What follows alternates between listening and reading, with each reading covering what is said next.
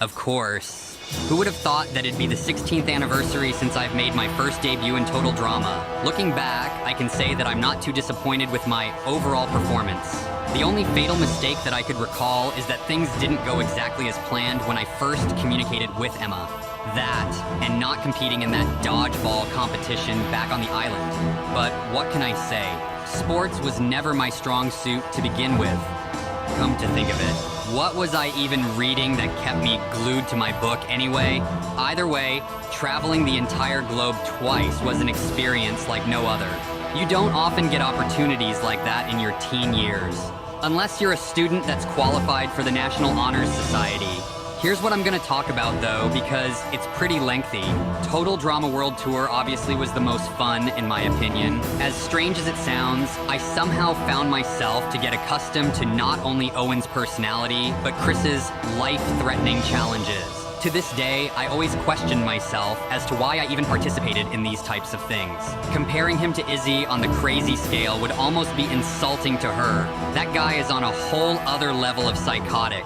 When watching Total Drama All-Stars, the man had both the new generation and original competitors in orange balloons float away in the sky and did nothing about it. If that right there isn't the definition of unhinged behavior, then I don't know what is. There were also rumors going around on the internet and blogs saying that I was gay, and people desperately wanted me to respond to it.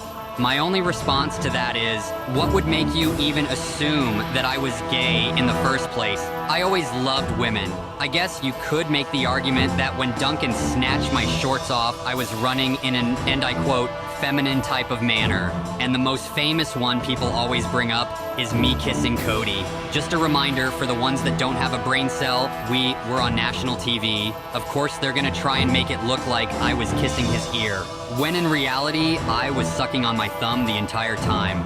Ever heard of edits and special effects, you morons? Since I was a toddler, I always sucked on my thumb. The only thing that I admit doing is cuddling with the guy. We literally were doing a sleeping challenge, and I slept on the ground with no cushion.